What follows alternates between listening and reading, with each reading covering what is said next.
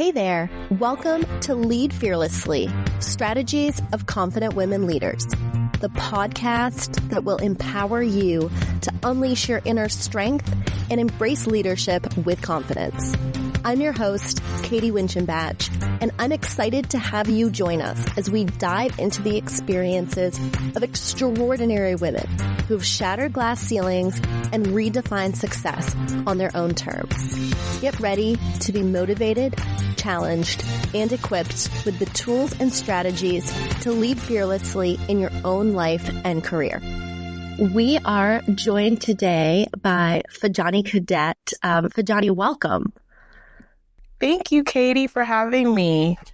Of course. So I'm going to have you start out by just introducing yourself to our listeners. You have a really impressive background, but what are some of the highlights they should know about you? Well, thank you for saying that.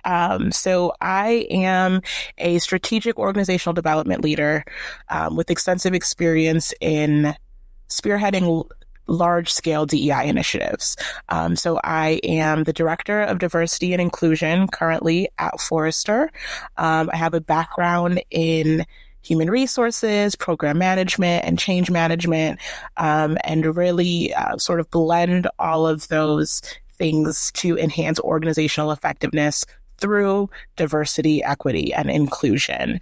And so that's a little bit about me. I worked across tech and professional services for the majority of my career, and am really passionate about the work that I do. I think, if I could create a headline for who I am and how I show up professionally, it's to inspire and empower workplaces that are safe for everyone to thrive.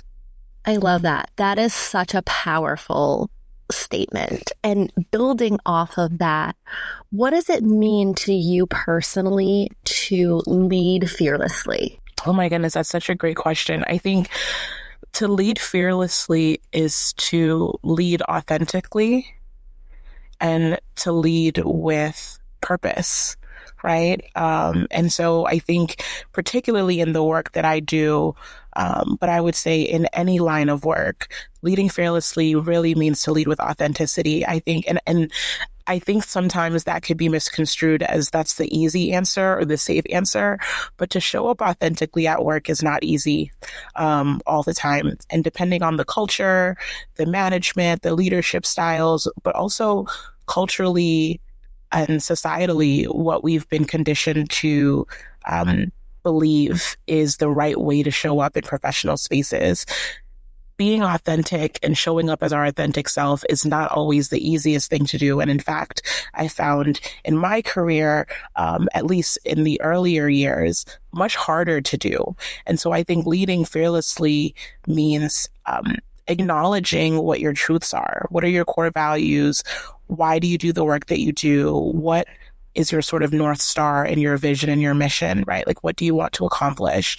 And then leaning into that, and always anchoring yourself in that and remembering your purpose and your why. And so when I think about leading fearlessly, I think it's leading in your authenticity, knowing what works for you, knowing what doesn't work, what you don't stand for, and having the courage to say, this isn't me. And thinking about authenticity, I know one of the things that you have written about and spoken about is the fact that you are kind of a first generation leader.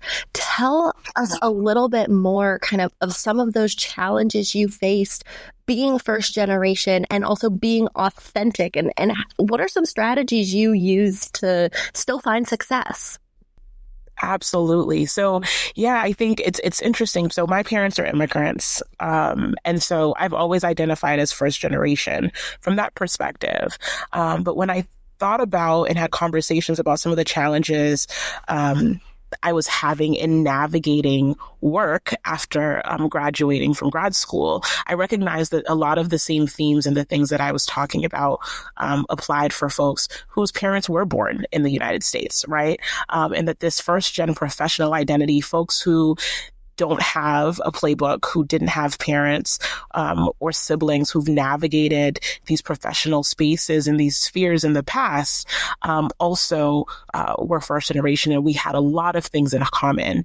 And I think that there are a lot of resources out there that talk about supporting first-gen professionals. And so in my book, In First Place, I focused on what can employers be doing to better support the integration and adaptation, that sort of growth trajectory for a first-gen professional. So for me, there were so many things, but I'll share sort of the four things that I highlighted in my book. And the first is sort of this culture onboarding piece, right? And so being a first-gen professional who doesn't have who didn't have parents or a role model in my life that had navigated similar industries to teach me about corporate norms, I spent a lot of time trying to grasp the status quo, right? That was not only unfamiliar for me, but in some cases, very uncomfortable and counter to what I had been taught and conditioned over my life, right? And so I think, decoding unwritten rules, learning how to adapt to corporate dynamics, team dynamics, acronyms, right? The land of corporate acronyms that exist, and trying to figure out what those things mean. I always tell this story. I remember the first time someone invited me to a coffee chat at work, and this was my pre-mommy days. So I wasn't a big coffee drinker. And I thought, well, I don't drink coffee, so what are we going to do at this meeting, right? Not recognizing that was just a synonym, right, for a get to know you, a catch up, a debrief, right? And so things like that, navigating corporate politics. I think the other thing was sort of strategic professional development, right? Like recognizing that there were things that I didn't know or hadn't learned. And there are certain experiences that you have or that you are exposed to when you have those networks, and some that you are not. And I think that employers could do a better job at bridging some of that gap, right? Rather than assuming what folks know getting into the workplace, being explicit and intentional about supporting them, understanding what skills are necessary to thrive here, and then how do we cultivate those skills and continue to build those capabilities within our organization.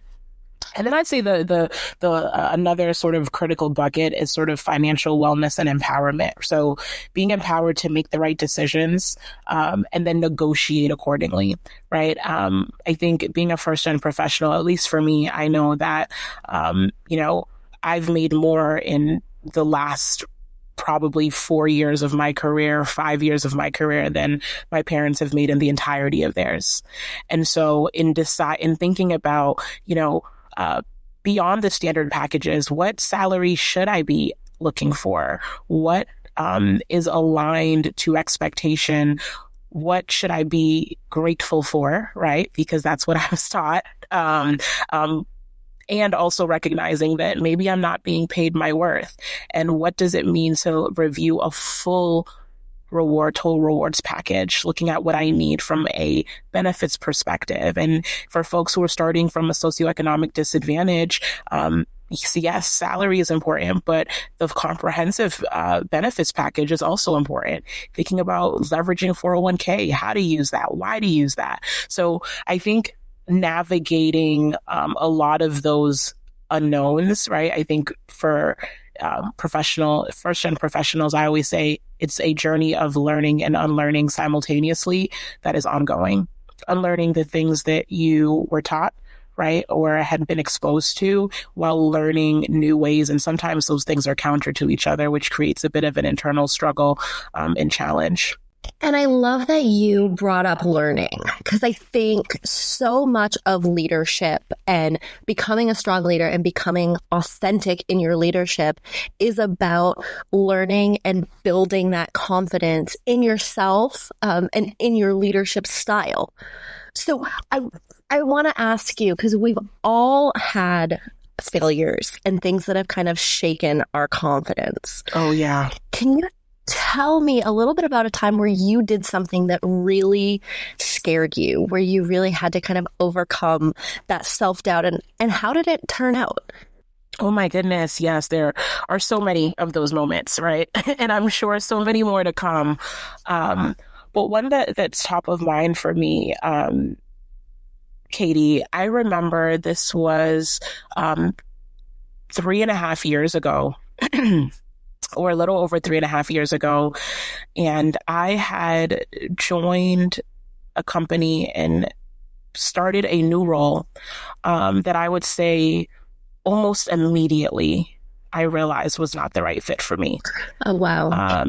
And it was, and coming from an organization that culturally felt like such a fit for me, and I was transitioning because I really wanted to change the focus of my work from the broader sort of HR to a very focused DEI role. And wanting that professional development and those opportunities sort of being the catalyst for the shift, I joined this company and almost immediately realized that I don't think that this was aligned to who I was, how I wanted to show up at work, how I collaborated with colleagues, and the impact that I wanted to have. And that was very, very tough for me. And I think I always talk about this. I ended up eventually leaving that organization, and I'll share a quick story about what happened there. But I share that because when you have made a decision, making a decision to change a job is a big one. And having made that decision and thinking that I was going through all of the pros and cons and trusting myself to make the decision that was best for me, when you find yourself in a job or at a company that isn't the right fit, that was a huge blow to my confidence. And when I say my confidence, I mean in my ability to make the right decisions for myself. I started to think, okay, I don't feel that this is the right fit for me, but how do I know? How can I trust myself to make the right next decision? That if I go back out there and go on the job market and explore new roles and opportunities, that I will not miss any big things, that I'll ask the right questions, that I'll be able to identify a yellow flag if I see it. And that was really, really tough for me. And in full transparency, I sort of got to a place where I became content and thought, I'm not going to go out. I'm not going to do anything. I will just be here for as long as I can or need to be until I build that confidence. And then I found out I was going to become a mommy. And that changed things for me very quickly. I think that, I realized that I wanted to show up differently, that I needed to be in a place that I could be my full authentic self at work. And I ended up actually right before or at the beginning of my third trimester, looking for a new opportunity. And that was very, very scary for me. So it was sort of this big life event that pushed me to build that confidence, sort of forced me to do it sooner than I probably would have naturally. But I had to fight against the self-doubt in terms of, can I identify the right decision and will I be able to make the right decision for myself? Can I trust myself in that? And then also going out into the job market, expecting a child is also very, very tough. And risky in many ways. And I think that experience really taught me that, again, leaning into authenticity is always best. Be very vocal and honest about what you weren't receiving, what you need in order to be successful, what's important for you, and what your non-negotiables are. And I was able to communicate. I took the approach that, hey, when recruiters ask me on those initial phone screens, what questions do you have at the end? I'm going to ask about their parental leave policy and if there's a waiting period, and let them know I'm expecting, even if they don't ask. Not because they need to know, but because I need to know. And it's going to be critical to my decision. And so that experience, joining an organization that wasn't right for me, realizing that, being afraid to trust myself again, to make the right decisions, coupled with being an expectant mother, was an experience that was life-changing for me. And I think I came out on the other side so much better, so much more confident, and so much more sure of not only who I am personally, but what I contribute professionally. And I think that concept of having a hard time trusting yourself to make decisions, I know it's something I've struggled with. And I think it's something that a lot of women do kind of get in that almost decision paralysis. So I'd love for you to share, if someone is in that position, what is a piece of advice you would have for them to just kind of help them get through and build that trust in themselves again?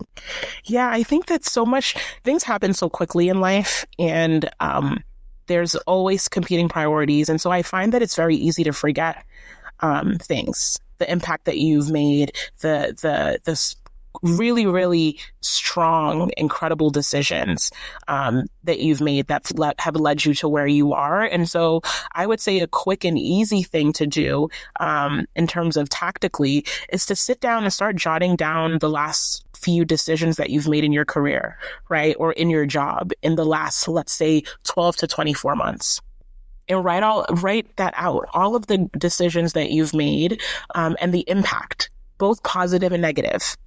Because sometimes even the things that we do that don't turn out as expected do have some positive impact. And so list down all of the decisions that you've made.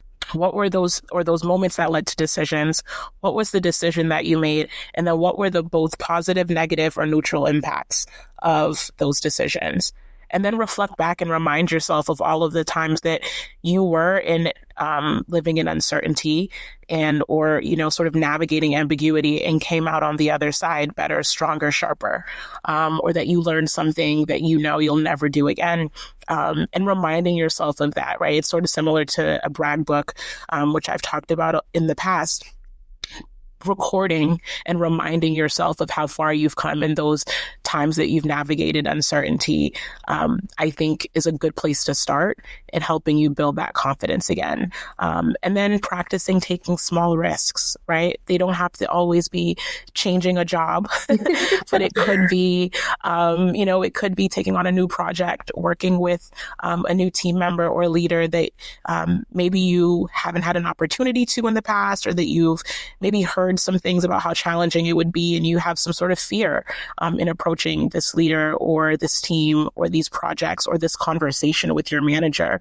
I think record where you've been, but also actively and intentionally be strategic in how you're going to move forward, and those small sort of risks every day, and adding that to your repertoire, I think builds that muscle of sort of reassurance. I think that's amazing. I love the idea of taking it step by step and not feeling like in order to rebuild your confidence, you have to jump in and do something that's really dramatic or super scary. But, those little things do add up over time. And I think a lot of times as women, we forget our accomplishments and the things that we've done.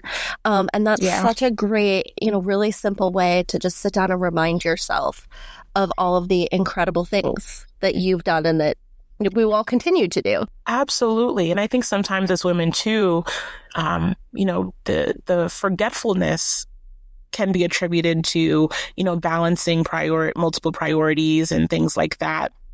But I think some of that also comes from culturally, what women have been taught, right? I know for me growing up as not just a woman, but a first generation woman, right? The idea of bragging about or even sharing, right?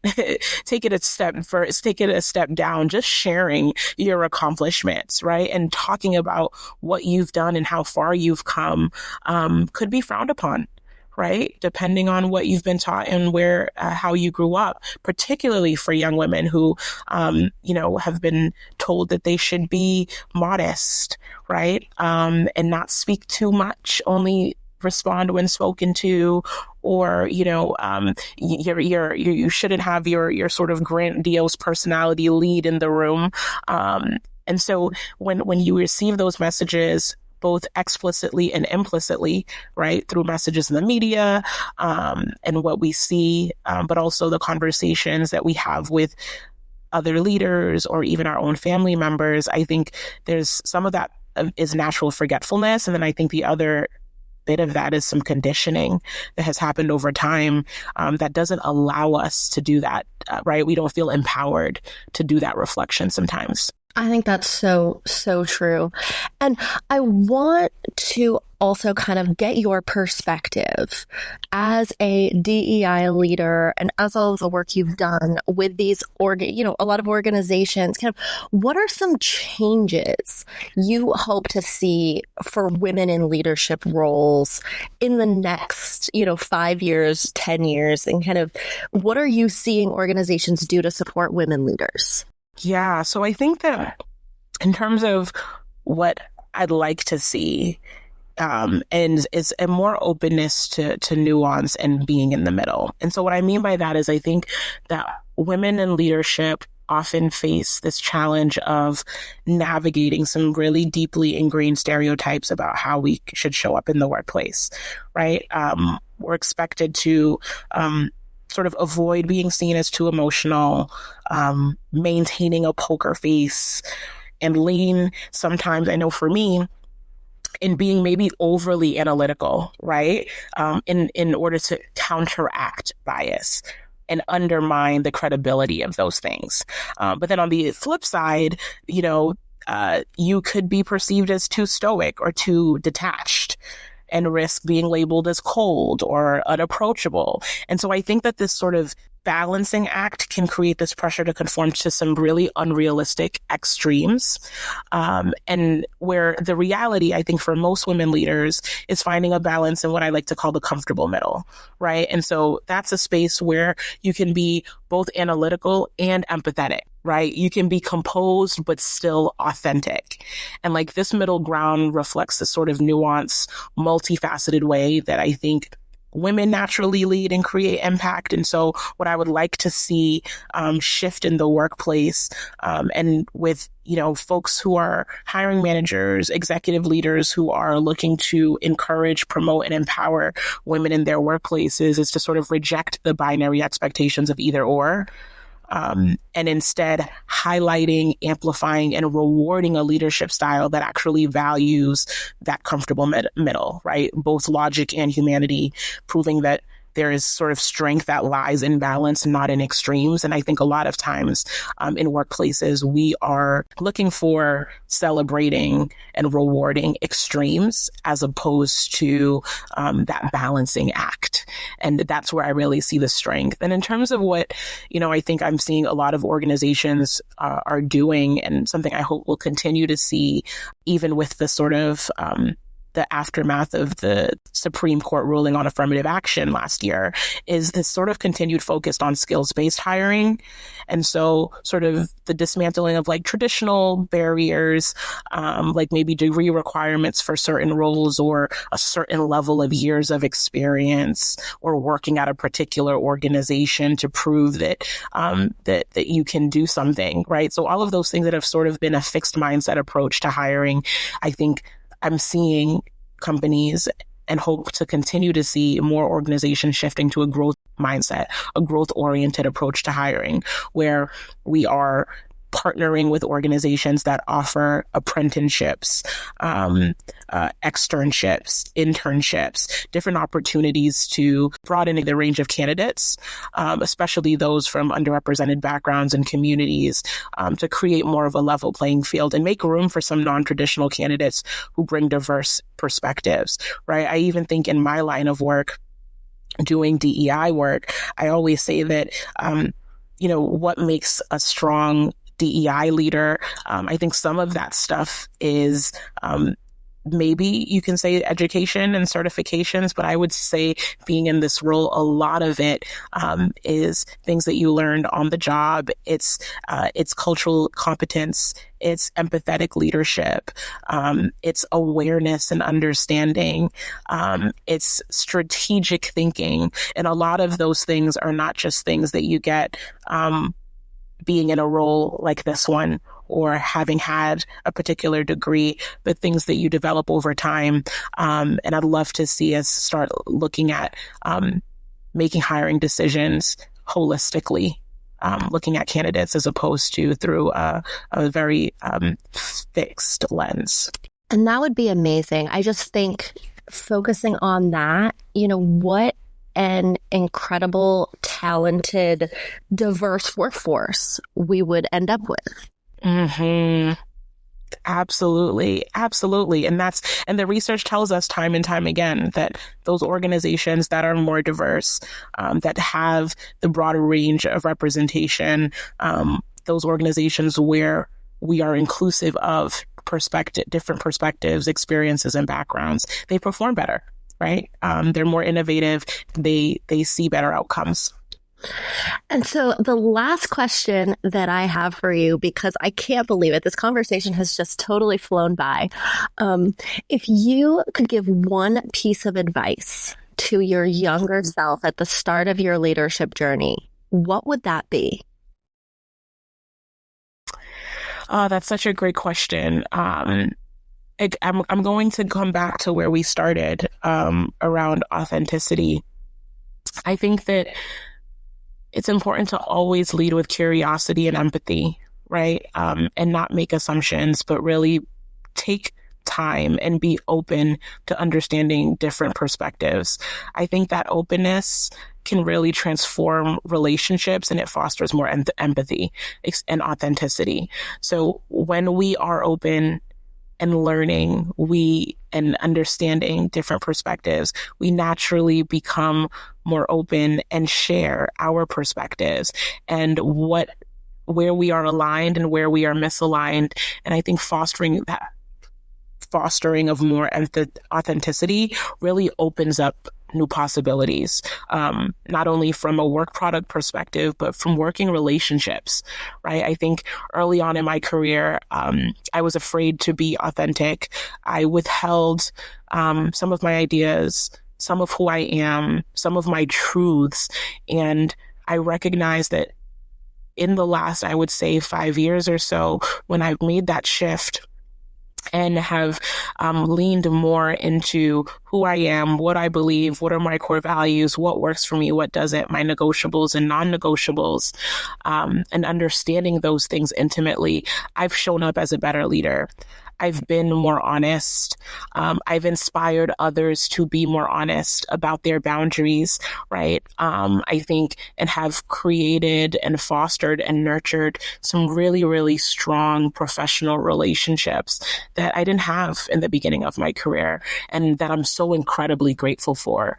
And so to sort of put a wrapper on all of those words, be open to learning, but also be open to sharing who you are and what you need in order to be successful, and show up as your best self so that you can inspire others to do the same. Well, I couldn't have said it any better than that. So thank you so much for joining us today. Thank you, Katie, so much for having me. Want to check out Fadjanie's books? You can find them on our free book list. It's available on my website, kdwinchenbach.com. You can also find a link to Fadjanie's website in our show notes. Thanks for tuning in to Lead Fearlessly, Strategies of Confident Women Leaders. If you've been inspired by today's episode, don't keep it to yourself. Share this episode with a friend who could use a confidence boost. Remember to subscribe so you won't miss out when we drop our next season. And if you found our conversations valuable, please leave us a 5-star review. Your support helps us continue to amplify the voices of incredible women leaders and inspire more fearless female trailblazers.